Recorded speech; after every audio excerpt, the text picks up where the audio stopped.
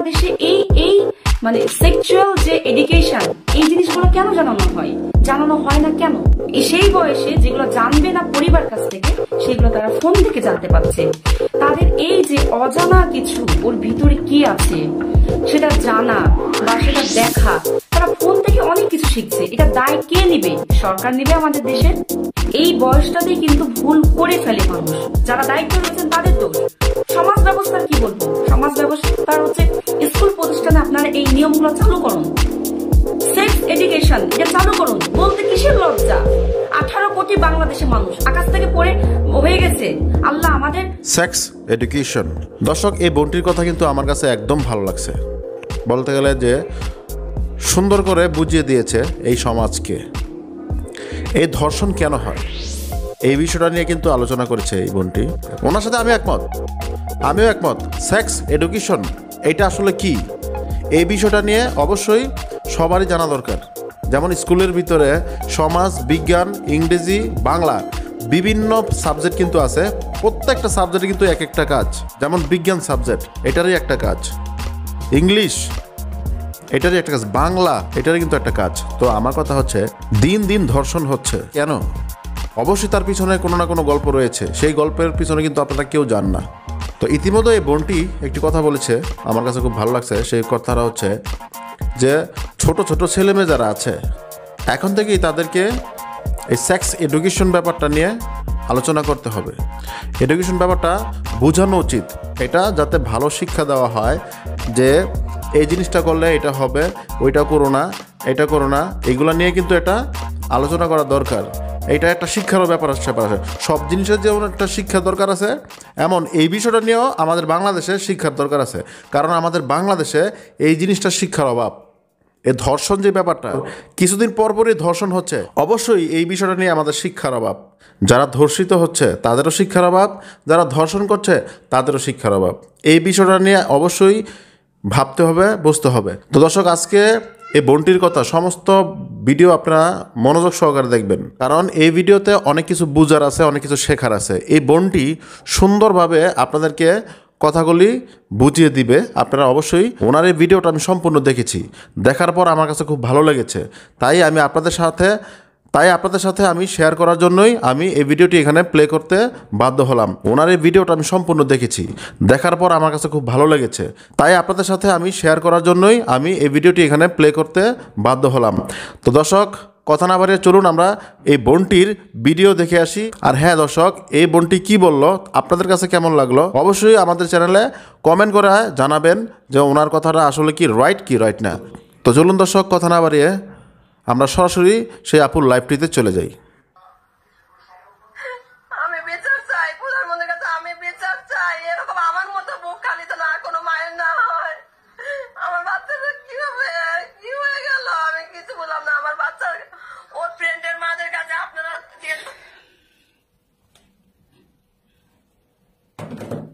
তো এই ধর্ষণের বা যে মানে ধর্ষণ করে, যে ধর্ষিতা হয় বা ধর্ষণ করে ধর্ষক, এর দায়টা কার?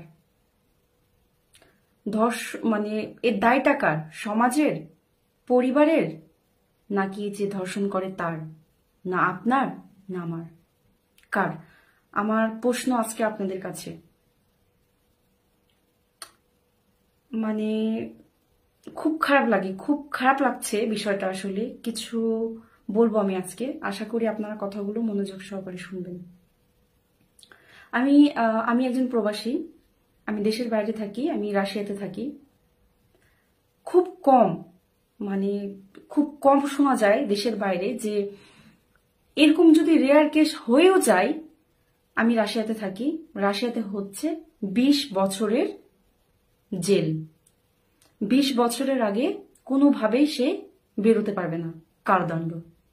আমেরিকার কথা যদি বলি, আমেরিকাতে 30 বছরের কারাদণ্ড, কোনোভাবেই বেরোতে পারবে না। মালয়েশিয়াতেও মৃত্যুদণ্ড। আপনার গ্রিসে পুড়িয়ে মারা হয়। যারা ধর্ষণ করে তাদেরকে, তাদের শাস্তি হচ্ছে পুড়িয়ে মারা।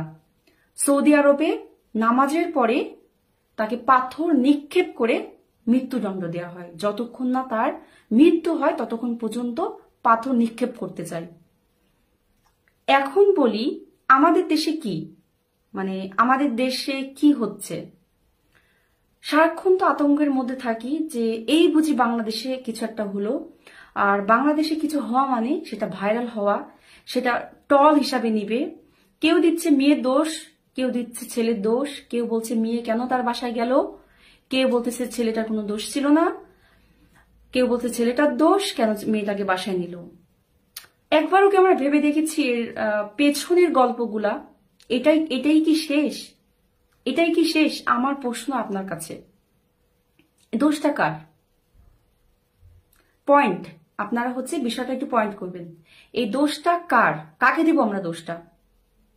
আমরা যদি একটু গভীরভাবে চিন্তা করি, একটা ছেলে একটা মেয়ে যখন বড় হয়, টিনেজে যায়, একটা আপনারা যারা আমার ভিডিওটা দেখছেন, যে বয়সে দেখছেন আমি জানি না কে কারা দেখছেন, একটা বয়সে প্রত্যেকটা মানুষের বয়সন্ধি কাল যে একটা প্রক্রিয়া, এই প্রক্রিয়ার মাধ্যমে দিয়ে একটা মানুষ জীবন অতিবাহিত হয়ে আসে। বাট যে সময়ে যে শিক্ষাটা দরকার, এই শিক্ষাটা কে দিবে? যে তোমার কার সাথে মিশতে হবে, বা হচ্ছে তোমার নিজেকে জানো যে আমরা মানুষ, আমাদের একদিন বড় হতে হবে, আমাদের সংসার করতে হবে। তুমি যদি মেয়ে হও তোমার হচ্ছে পেটে বাচ্চা আসবে, তুমি মা হবা, তুমি যদি ছেলে হও তোমার ওয়াইফ হবে। এই যে নিজেকে জানো, এই যে সম্পর্কগুলা, এই যে জানার বিষয়গুলো, এটা কে দিবে? কার কাছ থেকে আমরা শিখবো? প্রথমে আমি বলবো এটা কার কাছ থেকে শিখবো? বাইরের মানুষের কাছে গিয়ে শিখবো? আপনি যে সমাজে বসবাস করে সেই সমাজ থেকে উগান্ডায় গিয়ে শিখবেন, আপনি অন্য একটা দেশে গিয়ে শিখবেন। আপনি শিখবেনটা কোথায়? প্রথমত এই যে জ্ঞানগুলো কোথায় দেওয়া হয়? আপনি একটু চিন্তা করেন কোথায় দেওয়া হয়। ফার্স্ট অফ অল আমি মনে করি পরিবারে দেওয়া হয়। পরিবারে কেন জানি মানে একটা লজ্জা কাজ করে, কেন জানি এই বিষয়গুলো জানাতে চায় না। আমাদের বাংলাদেশের ছেলে মেয়েকে এই বিষয়গুলো জানাতেই চায় না, যে তুমি বড় হবা, তুমি একটা পুরুষ হবা, তুমি একটা মেয়ে, তুমি একজন নারী হবা। এই বিষয়গুলো পরিবার মানে কেন যেন লজ্জা ফিল করে, লজ্জা বোধ করে। কেন? আমার প্রশ্ন কেন? আপনারা যদি বিদেশের কথা চিন্তা করেন, দেশের বাইরের কথা চিন্তা করেন, তাদেরকে ছোটবেলা থেকে এগুলো শিক্ষা দেওয়া হয় এবং স্কুল প্রতিষ্ঠানে এগুলার হচ্ছে সাবজেক্ট আছে, এগুলো নিয়ে পড়াশোনা করা হয় যে একটা ছেলেকে বা একটা মেয়েকে বড় হলে জানতে হবে। আমাদের বাংলাদেশে এই মানে সেক্সুয়াল যে এডুকেশন, এই জিনিসগুলো কেন জানানো হয় না কেন? আমার কোশ্চেন হচ্ছে এখানে কেন জানানো হয় না? এখানে লজ্জা কিসের? বাংলাদেশে 18 কোটি মানুষ, এটা কি আকাশ থেকে পড়তেছে মানে হচ্ছে আল্লাহ ফেলাই দিতেছে আর সাথে সাথে বড় হতেছে? তা তো না। মানুষ বৃদ্ধি, মানুষের জন্ম নিয়ন্ত্রণ, এটা একটা প্রক্রিয়া। এটা তো আর এমনি এমনি চলে আসে না, তাই না? তো এটা জানাইতে, সন্তানদেরকে ছেলে মেয়েকে জানাইতে এটা লজ্জা কিসের? এই যে আমি মনে করি এই জিনিসগুলো পরিবার থেকে শেখানো উচিত ছেলে মেয়েকে ছোটবেলা থেকে। তাহলে অনেক কিছু জানতে পারবে যে তোমাকে বড় হতে হবে, এটার মধ্যে দিয়ে যেতে হবে। বয়সন্ধিকাল তোমার কাছে অনেক কিছু আসবে, তোমাকে হচ্ছে এটা ইগনোর করতে হবে, সেখান থেকে তোমাকে সরে আসতে হবে। এই যে শিক্ষাগুলো তারা পাচ্ছে না। আর আরেকটা পয়েন্ট, পরিবারের একটা সন্তান যদি হয় বা অনেক আদরের হয়, ছোটবেলা থেকে অনেক বাবা মা ফোন দিয়ে দিচ্ছে, অ্যান্ড্রয়েড ফোন পাচ্ছে। তারা করছে কি, অনেক বাবা মা সন্তানকে খেলাধুলা করতে দিচ্ছে, তারা করতেছে কি বিভিন্ন ভাবে যেগুলা মানে কখনো দেখতে হয় না, দেখলে অনেক কিছু মানে সেই বয়সে যেগুলো জানবে না পরিবার কাছ থেকে, সেগুলো তারা ফোন থেকে জানতে পারছে। তাদের এই যে অজানা কিছু ওর ভিতরে কি আছে সেটা জানা বা সেটা দেখা, তারা ফোন থেকে অনেক কিছু শিখছে। এটা দায় কে নিবে? সরকার নিবে আমাদের দেশের? আপনারা যদি বলবেন আপনারা সরকারকে গালাগালি করবেন, সমাজ ব্যবস্থাকে গালাগালি করবেন, কে নিবে এটা নিবেটা কে? আপনারা কেন ফোন দেন? আপনারা বাচ্চাদের হাতে ছোটবেলা থেকে, যখন সে টিনেজ পড়েছে, বয়সন্ধিকালে পড়েছে, যখন সে বাড়তি বয়সে পড়েছে, তখন আপনারা তার হাতে ফোন তুলে দিচ্ছেন। কেন ফোনগুলা কেন দিচ্ছেন আপনারা হাতে তুলে? আমি গত কয়েকদিনের যে ঘটনাটা হচ্ছে মাস্টারমাইন্ড স্কুলে যে মেয়েটার ঘটনাটা, আমি এটা পরে বলছি। এরকম তো হাজার হাজার ঘটনা আপনাদের সামনে দিয়ে ফেসবুকে যায়, অনেকে ট্রল করেন, হাজার হাজার শেয়ার দিচ্ছেন, কথা বলছেন, 2-4 দিন কথা বলছেন, ফেসবুকে শেয়ার দিচ্ছেন, কিন্তু এটার সমাধান নাই। আমি এটার কথা পরে বলবো, কিন্তু আমি বলবো যে আপনারা এই যে বাচ্চাদেরকে, এই যে বাচ্চারা ছোট থেকে বড় হচ্ছে, প্রত্যেকটা মানুষের এই বয়সটাতে কিন্তু ভুল করে, এই বয়সটাতে কিন্তু ভুল করে ফেলে মানুষ। আমার কাছে কথা হচ্ছে, আপনারা তাদেরকে বন্ধুসুলভ আচরণ করেন তাদের সাথে, তাদেরকে ফোন দিবেন কেন? তাদের যে সেক্স, মানে তাদের যে সেক্স এডুকেশন, শারীরিক সম্পর্ক, শারীরিক মিলন, যে একটা পূর্ণ বয়স্ক যখন যাবে একটা ছেলে বা একটা মেয়ে, তাদেরকে এগুলো শেখাইতে হবে। আপনি যদি বাবা হন, যদি আপনার যদি ছেলে থাকে, আপনি ছেলেকে শেখান। আপনি যদি মা হন, মেয়েকে শেখান। বা বাবা মা দুজনই আপনারা বলতে পারেন, যদি সন্তানের যে ফ্রি, যে বাবা মা যে সন্তানের সাথে ফ্রি, আপনারা তারা সেভাবে শেখান। আপনারা ফোন তুলে দিচ্ছেন হাতে, আপনারা সবকিছু করতেছেন, এটা দায়বদ্ধতা কে নেবে? আপনারা সমাজে, স্কুলে ছোটবেলা থেকে এটার হচ্ছে একটা পার্ট শেখান। আমাদের যেমন ইসলাম শিক্ষা একটা, আমরা যদি মুসলমান হয়ে থাকি, আমরা যে ধর্মের হয়ে থাকি না কেন, আমাদের একটা পার্ট থাকে বই। আমার ইংলিশ শেখার জন্য আলাদা আলাদা পার্ট থাকে। সমাজ বিজ্ঞান, সমাজে বড় হতে হলে কিভাবে চলতে হবে, সমাজ বিজ্ঞান থাকে। সায়েন্স শিখতে হলে সায়েন্সের সাবজেক্ট থাকে। আপনারা এই সাবজেক্টগুলো অ্যাড করেন, জানতে হবে, ছোটবেলা থেকে জানবে। এই যে অজানাগুলো, এই অজানা কৌতূহল থেকে কিন্তু ছেলে মেয়েরা খারাপ হয়ে যাচ্ছে। আপনার ছেলে কোথায় যাচ্ছে, আপনার ছেলে কার সাথে মিশছে, এইটা দেখার দায়িত্ব কার? সরকারের। সরকার দেখবে, এগুলো দায়িত্ব দেখার দায়িত্ব কার? আপনাদের।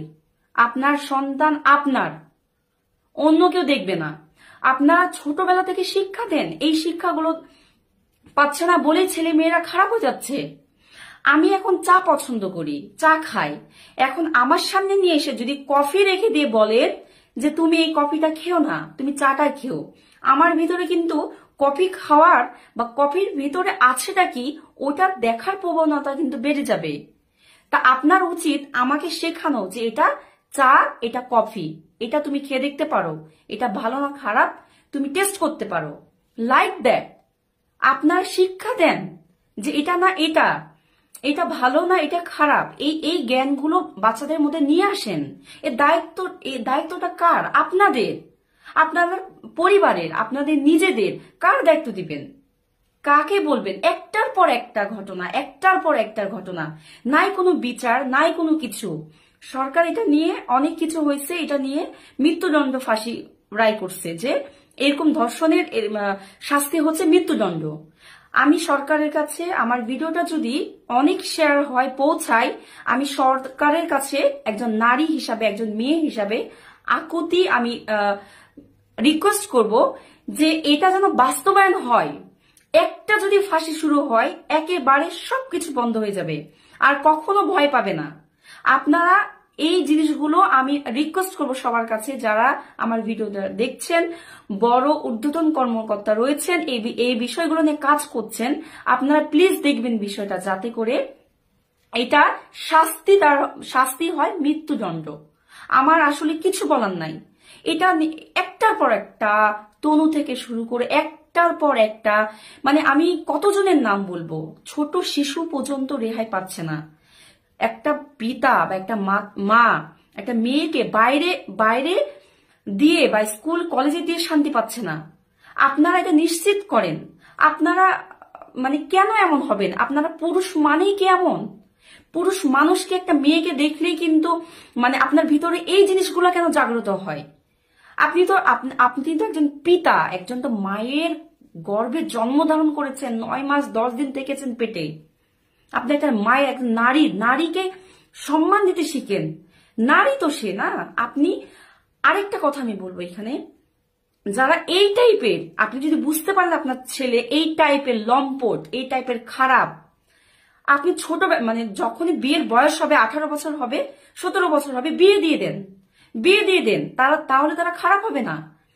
তাদের ভিতরে জানা বা তারা খারাপ হচ্ছে কেন? আপনাদের দায়িত্ব কর্তব্যের অভাবে তারা খারাপ হচ্ছে। কাকে দোষ দিব আমি? দোষটা কাকে দিব? আপনাদের জন্য। তারা যদি এরকম বুঝতে পারেন আমার ছেলের বিয়ে করা লাগবে, বিয়ে দিয়ে দেন, ছোট বয়সে, অল্প বয়সে বিয়ে দিয়ে দেন, সমস্যা কি? খারাপ তো হবে না। আপনাকে তো একটা শুনতে হবে না যে ধর্ষকের বাবা মা, আপনাকে তো মাথা নিচু করে সমাজে চলতে হবে না। প্লিজ বিয়ে দিয়ে দেন, কর্ম করবে ছোটবেলা থেকে, কাজ করতে দেন। ছেলে মেয়েকে আপনারা বেশি আদর করে মাথায় তুলেন, অ্যান্ড্রয়েড ফোন, নোট বুক সবকিছু হাতে তুলে দেন, দিয়ে খারাপ করতেছেন আপনারা নিজেরা। অনেক অনেক পরিবার যারা কিনা খেতে দিতে পারে না এক মুঠো মেয়েদেরকে, যারা সন্তানদেরকে অনেক কষ্ট করে চেয়ে চিনতে বড় করে, অনেক অনেক সুন্দর সুন্দর মেয়ে আছে, তাদেরকে একেবারে যেরকম সম্মান দেওয়া দরকার সেই সম্মানের সাথে ছেলের বিয়ে দিয়ে নিয়ে আসেন। আল্লাহ উপরে ভালো করবে। আপনি যদি তাকে ভালো রাখতে পারেন, আপনি বৌমা হিসেবে মেয়ে হিসেবে ভালো রাখতে পারেন, আল্লাহ ভালো করবে। আপনারা এটা করেন, আপনারা এগুলো না করে আপনাদের এডুকেশন যে দরকার সেটা করেন। আপনার ছেলে রাখছেন, ছেলে মেয়েকে, সন্তান আপনার, আপনি জন্ম দিচ্ছেন, পৃথিবীতে আনছেন, কার দায়িত্ব? আপনার দায়িত্ব। আমি মনে করি যে, আমি সরি টু সে, আমার মানে এগুলো আমার, আমি কি বলবো আর কি, এই দায়িত্ব আপনাদের, দোষ আপনাদের। আপনি দর্শকের আমি কথা এখন বলবো না, দোষ আপনাদের, প্যারেন্টসদের দোষ, যারা দায়িত্ব রয়েছেন তাদের দোষ। সমাজ ব্যবস্থার কি বলবো, সমাজ ব্যবস্থার হচ্ছে স্কুল প্রতিষ্ঠানে আপনারা এই নিয়মগুলো চালু করুন। সেক্স এডুকেশন এটা চালু করুন। বলতে কিসের লজ্জা? 18 কোটি বাংলাদেশে মানুষ আকাশ থেকে পড়ে হয়ে গেছে। আল্লাহ আমাদের পৃথিবী সৃষ্টি করেছে, প্রত্যেক একটা সবকিছু, আমরা মুসলিম যদি হয়ে থাকি আমরা এটা মানবো, যেই ধর্মে থাকি না কেন আমরা এটা অবশ্যই মানবো।